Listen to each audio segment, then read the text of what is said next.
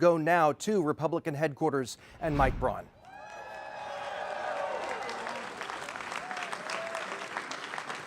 I think it was up at the Moontown Brewery that we celebrated. And the journey that I've been on over the last 7 years, most people would think you'd been crazy to do it in the first place. Dear, what do you think about that? No, it's good. Okay. All I can tell you is 7 years ago in August, when I declared to run for the U.S. Senate, there weren't many believers. And even folks close to you wondered, did you really have a game plan? Well, my game plan started very simply when I got to be the luckiest man alive to marry this lady here.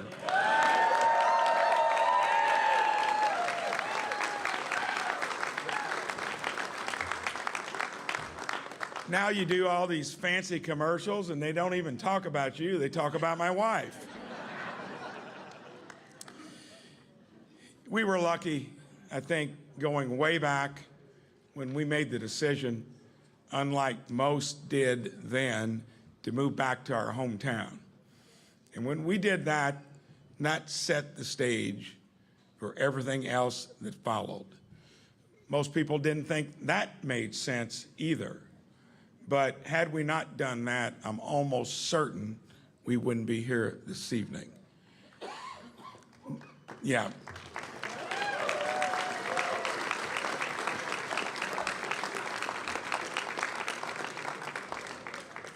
When you marry someone that says the priority is to have my own business and raise a family, how in the hell could you argue with that? So we came back and did just that. We lived the American dream, blessed with 4 kids, 3 of them running the business I ran for 37 years, and a family that's always been behind me and Maureen in anything that we did. That truly is what life is about. And so often you get caught in the groove where you don't want to get out of it, because that's success measured in one way. To me, once you do it, I think you need to look beyond that. And that's what I decided to do 7 years ago. So that was a tricky navigation when you didn't really have any real experience at it. As I've always said, politics and government are a lot easier than running a business. Any of you that own businesses, yeah.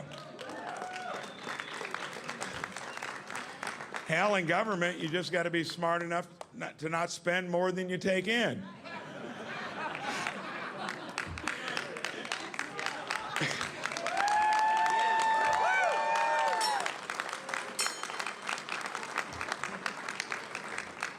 In business, you're signing the note. Your livelihood is on the line.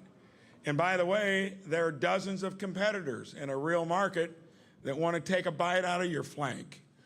That is difficult. Now, the difference is when you jump into the political arena, business is over a span of time. 2 hard deadlines in politics, May and November. And then you need to take all the skills that you've learned in the real world, to where you've been understated, underestimated, and you've overperformed, and then it's like shooting ducks on a pond. Because it's so assumed that you got to come from that pathway. I never did assume that. When you go to the U.S. Senate and you get a crew mostly of Hoosiers that come out there with you, you end up being the most successful freshman Senate office. That's something to be proud of. And yeah.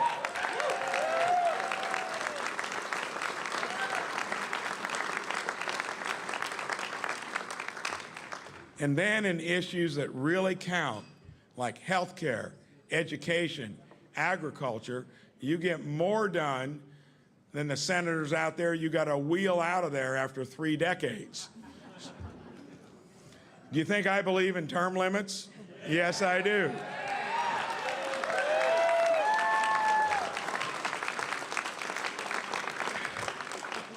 Everybody campaigns on it, and then they have amnesia once they get there. And let's throw in a balanced budget amendment to boot.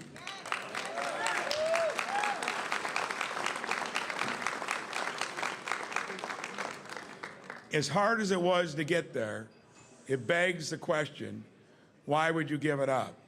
Wasn't going to do it more than 2 terms anyway.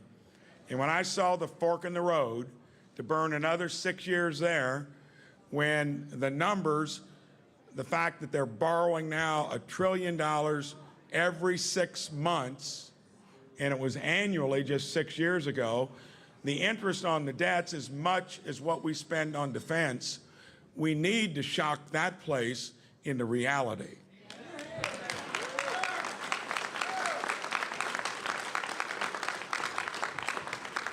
And when you're an entrepreneur by trade, you generally, if you survive, know how to pick the best fork in the road. And there are many of them. And to me, if it was coming back to lead our state where you can set the agenda, where you're going to get along with a legislature, imagine what you can do with that.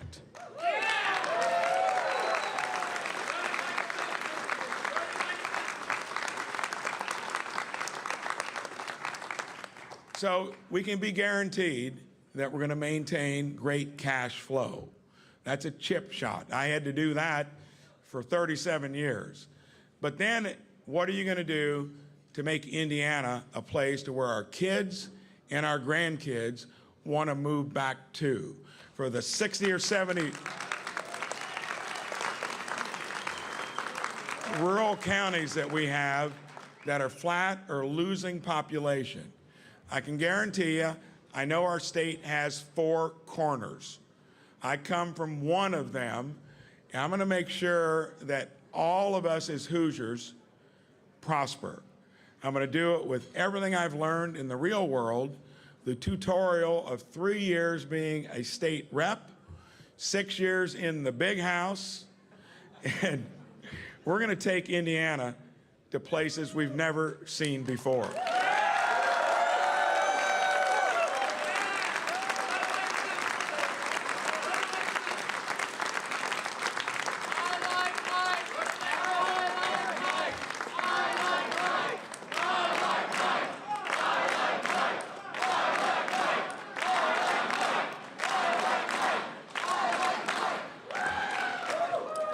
Well, my political competitors don't, so I think we won that litigation today. I'm so anxious to hit the ground running. I promised all of you when I ran for Senate I'd be the most accessible senator we've ever had. I'm going to be the most entrepreneurial senator we ever had, and we've proven that in just 6 years. Imagine what you can do when you set the agenda.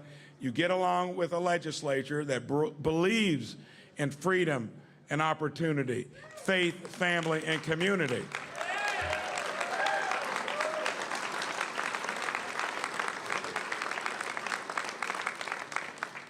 So I'm going to take probably 3 days off the rest of this week.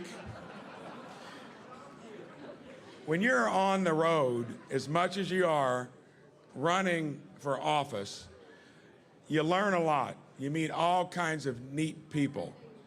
You've got to go to bed late and get up early.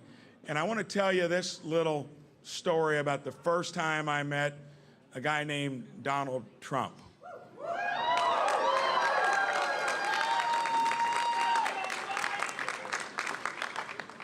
That was about 6.5 years ago, 2 days after the primary. You get a call from him, Vice President Pence, congratulating me on that victory. Well, that was a moment of euphoria because it was a scrappy primary. You're up 1 point on Donnelly in the general, and then the wrath of Chuck Schumer and George Soros descend upon you. You remember all those? Did you like Chuck Schumer, dear? Okay. You just have to fight through it. And the hard part about this job, especially on the national scene, less so when you're in a state, it's less ideological, it's more about running something. It still can work you down. It can get to you. But the one thing, the way we were raised, if you've got good principles and you stick to them, regardless of what you pursue, if you stick to them, you'll end up in the long run doing okay. And then I come back to faith, family, and community. We've been blessed beyond any measure. All I can tell you is now we've jumped this hurdle, this hard deadline, and really, I can't wait to hit the ground running, taking this state to a place where they put us with Texas, Florida, Tennessee.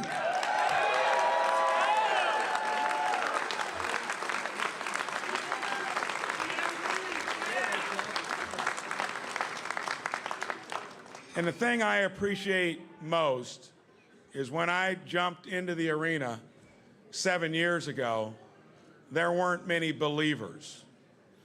Even folks that knew you well, they didn't think it could be done. I hope finally now, those that didn't believe know that when I put my mind to it, I'm going to do it in an understated way. I'm going to overperform and deliver results, and you can count on that when I hit the ground running.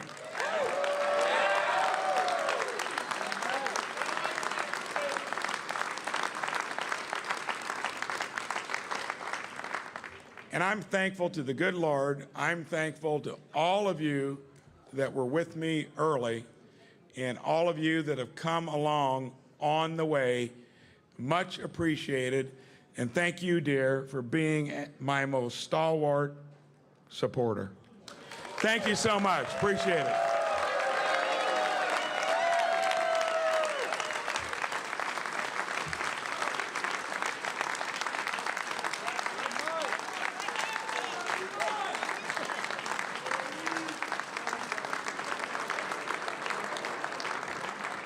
So like at any good get-together like this, I'm in no hurry to leave. Enjoy yourselves. I'm going to stick around. Again, thank you so much. Appreciate it.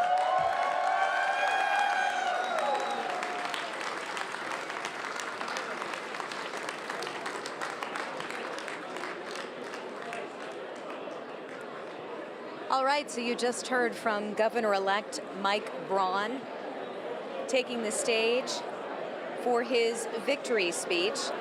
It started with the state GOP chair ringing a bell and declaring TKO in the race for governor.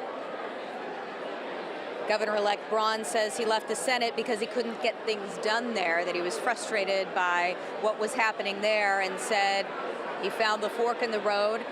And can you imagine, he said, what you can do when you get to set the agenda working hand in hand with the Republican legislature. Make no mistake, this has been a red wave all across Indiana tonight. A lot of positive energy here at the JW Marriott. They're all encouraged that this reliably red state has remained so in every major race, including that of governor. We're watching Governor-elect Mike Braun with his supporters.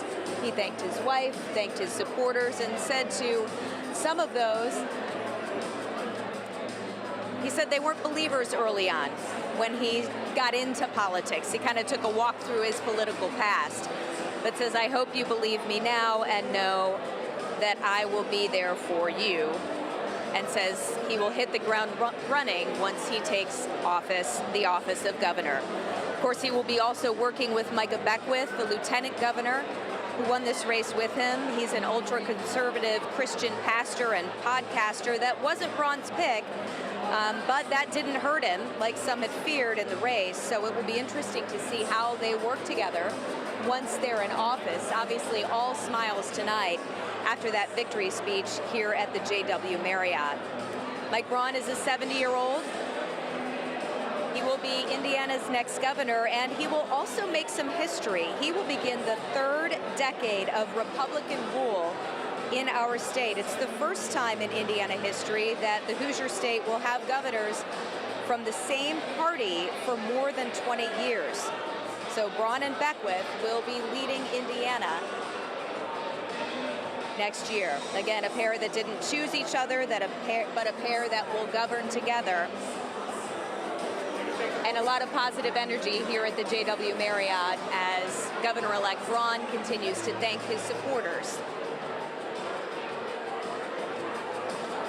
So as we take a look at that, we will send it back to Scott and Felicia. Again, a lot of positive energy here at the JW Marriott, and very pleased. I can tell a lot of people that I've been talking with that red wave that some said maybe wouldn't continue certainly has in all of those major races. Scott, Felicia. All right, Jenny Runovich reporting there. Jenny, thank you so much. She is live at downtown Indianapolis at the JW Marriott.